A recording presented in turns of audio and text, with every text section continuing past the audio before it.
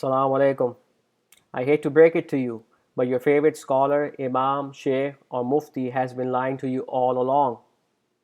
Your favorite scholar of Islam will tell you that in order to understand the Qur'an, you need his expertise and knowledge. The implication here is that he is to be trusted. Let us look in the Qur'an to see what it has to say about professionals like him. O believers, many of the rabbis and religious scholars consume the wealth of people in vanity and bar from God's way. Those who hoard gold and silver and do not spend in the path of God, give them tidings of a painful punishment. Chapter 9, verse 34. Your favorite scholar of Islam will tell you that in order to understand the Quran, we need the Hadith, which are the sayings of Prophet Muhammad. The implication here is that the Quran is not clear, complete, and fully detailed. This again is a big fat lie. Let us look at the Quran to see what it has to say about that.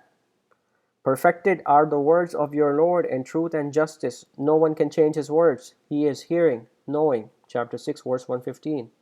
In their stories is surely a lesson to men possessed of insight. It is not a story invented, but a confirmation of what is before it, and an explanation of everything, and a guidance, and a mercy to people who believe. Chapter 12, verse 111. Your favorite scholar of Islam will tell you that in order to enter heaven, you must be a Muslim. This again is a lie. Let us look in the Quran to see what it has to say about this. Those who believe, and those who are Jews, and the Christians, and the Sabians, whoso believes in God and the last day, and works righteousness, their reward awaits them with their Lord, and they need not fear, nor will they regret. Chapter 2, verse 62. Your favorite scholar of Islam will tell you that the first pillar of Islam is called the testification of faith, and it is mandatory requirement to become a Muslim. This testification of faith goes something like this: there is no God but God, and Muhammad is the messenger of God. Well, surely this should be found in the Quran somewhere. Unfortunately, this statement in its entirety is found nowhere in the Quran, and you can verify this for yourself. We do have a mention of Prophet Ibrahim submitting to God, and it goes something like this: and who abandons the religion of Ibrahim except the foolish-minded? And we chose him in the present world, and in the hereafter he is among the righteous. When his Lord said to him, submit, he said, I have submitted to the Lord of all mankind. Chapter 2, verse 130 and 131. Your favorite scholar of Islam will tell you that we need to follow the hadith of the Prophet Muhammad in order to enter heaven and please God. Let us look in the Quran to see how it uses the word hadith. There are some men who purchase diverting hadith to lead astray from the path of God without knowledge and to take it in mockery.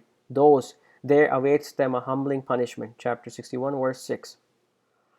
Your favorite scholar of Islam will tell you that the Muslim Ummah, the majority, is correct and that they are on the right path. Again, let's look in the Quran to see what it has to say about following the majority.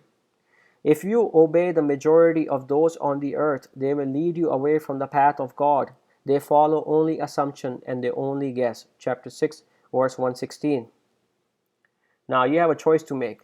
You can either continue on the footsteps of your forefathers and believe these lying sheikhs, imams, muftis, or religious scholars, or you can repent to God, ask Him for guidance, and read the Quran diligently and sincerely and search for answers within it. If you choose to follow your forefathers, the Quran warns you. Then their return is to hell. They found their fathers astray, and they hastened in their footsteps. Chapter 37, verses 68 through 70. Now is the time to make a choice.